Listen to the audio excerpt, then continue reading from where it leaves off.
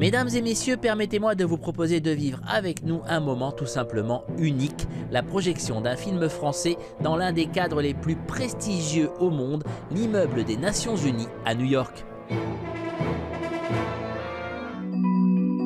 Tout a commencé dans la jolie petite ville de Greenwich, à quelques miles de New York.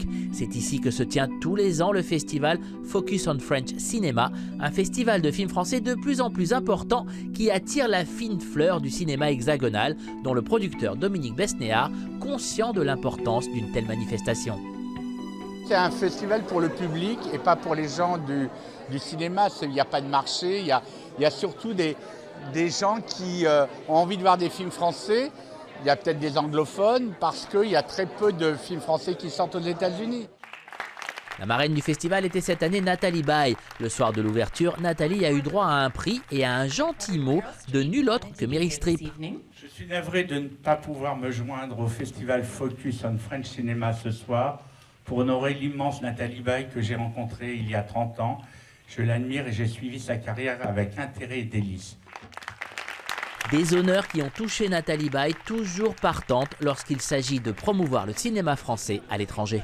Ce qui est important, c'est de venir et de faire découvrir des films de chez nous, de faire connaître notre cinéma. C'est une jolie manière de voyager et de faire connaître le cinéma français qui est un cinéma très divers et très, très riche. Mais le gros coup du festival a eu lieu la veille de son ouverture. Les organisateurs ont eu la géniale idée de s'associer avec le mois de la francophonie à l'ONU pour la première présentation d'un film français dans ce lieu plus que prestigieux. Un lieu que toute la délégation a pu visiter, certains se sont même retrouvés pour un petit moment au sommet du monde, et dans certains cas il vaut mieux que ça ne dure pas trop longtemps. Et le film projeté, ce fut donc Demain. L'histoire de ce documentaire est hallucinante, une production démarrée grâce à une souscription sur le net par ses auteurs, Cyril Dion et Mélanie Laurent.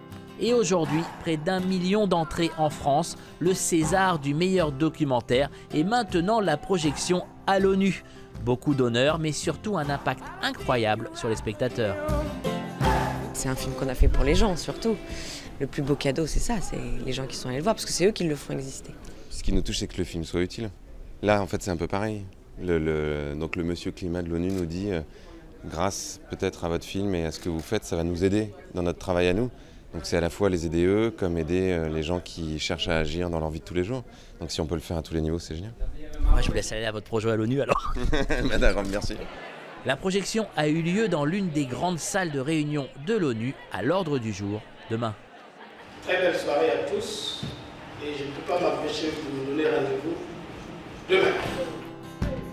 Pour la première fois, nous allons mettre toutes ces solutions bout à bout et montrer à quoi notre monde pourrait ressembler demain.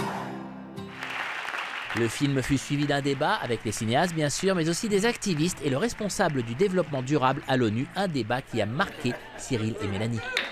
Alors le public super, mais on a eu quelques interventions politiques assez surprenantes. This film, for me, I knew it before I saw it that I was going to love it, but I have found it utterly transformative because it presents what world leaders want and which we're all a bit scared about when we talk about it. Qu'il aille aussi loin, qu'il trouve que le film soit quelque chose qui doit faire partie de la formation de tous les responsables politiques du monde et qui devraient voir ça avant de prendre leurs décisions, ça fait quand même toujours plaisir à entendre. Et puis de sentir que pour lui, la vision qu'on a déployée va vraiment dans le sens de ce qu'eux ont envie de développer à l'ONU. Ouais, ça fait quand même quelque chose. Hein. Enfin, moi ça m'a fait dresser un peu l'épaule. Une belle soirée qui continue l'incroyable aventure de demain. Aujourd'hui, le film se cherche un distributeur américain. Et si ça marche, pourquoi ne pas envisager d'autres lauriers ? Le film sort et puis dans un an, une nomination aux Oscars. On se retrouve sur Hollywood Boulevard. Allez, à l'année prochaine. Cyril et Mélanie préfèrent rester prudents, mais avec ce film, tout semble possible. Et quoi qu'il arrive demain pour l'aventure américaine de demain, elle aura commencé un soir de printemps au Festival Focus on French Cinema par la présentation du film à l'ONU. Et ça, c'est tout simplement unique.